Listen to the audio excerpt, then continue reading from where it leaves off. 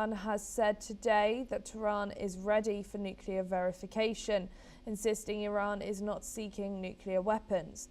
Speaking at a rally marking the 47th anniversary of the Islamic Revolution, Pezeshkian reiterated Iran's stance, stating, "We have stated this repeatedly and we are ready for any verification."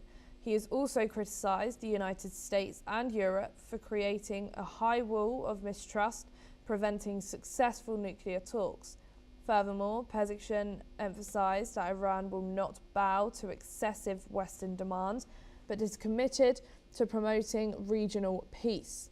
Meanwhile, the country is still dealing with internal unrest following widespread protests over economic hardship. Let's listen in to what the Iranian president had to say. ما نمیخوایم دعوا کنیم. ما از روز اول اومدیم، ما قصد دعوا کردیم. ما میخوایم تو این دنیا با صلح و امنیت زندگی کنیم. اما قرار نیست با ذلت زندگی کنیم. قرار نیست اونا هر چی دلشون خواست تحمیل بکنند و ما نوکری اونا رو بکنیم. همان گونه که شما میتوانید، مردم ایران ما میتوانند و ما میتوانیم کشوری درست کنیم آباد و سربلند و با قدرت بریم جلو.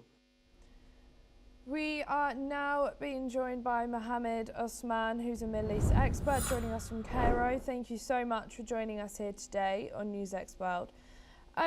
What does Iran's declaration that it's ready for any verification of its nuclear program signal about Tehran's diplomatic strategy, and how might different international actors interpret this claim?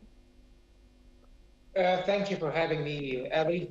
Always a pleasure to be with you on NewsX World. It seems that Iran, through President Pezeshkian's speech today, is attempting to signal to the United States that it is ready for an actual fair and just deal over its nuclear program, that it is ready to present certain concessions in this regard, meaning that they wanted to ensure the United States and the international community that they have no intentions, once again, of developing nuclear weapons or weaponizing their nuclear program, and that they are willing to provide concessions or offer concessions. However, these concessions have to be logical and not excessive. And of course, Pezeshkian says this on the while his regime basically, or the regime he symbolizes one way or the other, celebrates the 47th anniversary of the revolution that brought it to power. And of course, it comes at a time where actually for the first time, the legitimacy of this regime is being seriously challenged by the latest wave of demonstrations, and of course on account of the acute economic crisis that the country is suffering from, and also the increasingly external pressure that it is being subjected to by the United States very belligerent stance with regards to Iran's nuclear program, missile program, and its relation with its proxies. So the Iranians are sending basically, and through Pezeshkian, one of the leading figures of the moderate faction in Iran, who prefer a deal and a diplomatic solution for the nuclear issue with the United States. He is signaling that they are ready for a diplomatic solution, and that they are trying to be flexible, and that the United States in turn has to be more flexible. However, of course, this does not reflect a universal will inside Iran. There are certain elements inside Iran, especially elements close to the supreme leader and within the Iranian Revolutionary Guard and the so-called conservative or fundamentalist camp, who would rather enter into a confrontation with the United States and Israel and incur the damages, thinking that the regime can survive this by rallying the people around the flag. This would be for them better than brokering a nuclear deal that will basically make them forfeit what they consider one of the flagship national projects of the country that gives them strategic options. So it's far from being simple, Ellie, and I think that the days ahead will be full of surprises potentially.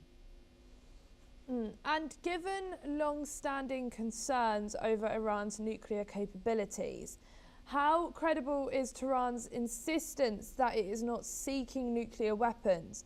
And what role should independent inspectors like the IAEA play in verifying that?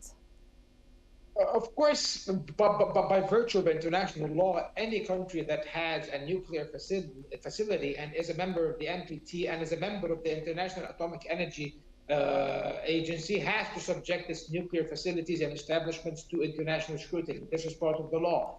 However, Iran, of course, since the war with the latest war with Israel, the 12-day war, has had a confidence crisis with the IAEA. They do believe that the IAEA colluded in paving the way for the Israeli aggression against Iran. This is something that they actually believe. And even though Egypt played a very pivotal role in brokering an agreement, the Cairo agreement a few months ago, between the IAEA and Iran in order to resume cooperation and inspections. However, when the European Union, the E3 countries, especially Britain, the United Kingdom, France, and Germany, reactivated the snapback mechanism and international sanctions were automatically reinstated on Iran, this basically sabotaged the Cairo agreement, and the cooperation between the IAEA and Iran has been largely limited, which leaves the nuclear program beyond any serious oversight, which basically opens the door for speculation. I do not believe that Iran wishes to possess a nuclear weapon at this point, because if they do develop a nuclear weapon, they know that this would mean that they would become another North Korea, perpetual isolation with all the dangers this entails, especially that they do not enjoy the same very special and deep relationship that North Korea, for example, enjoys with patrons such as China and to a lesser extent Russia.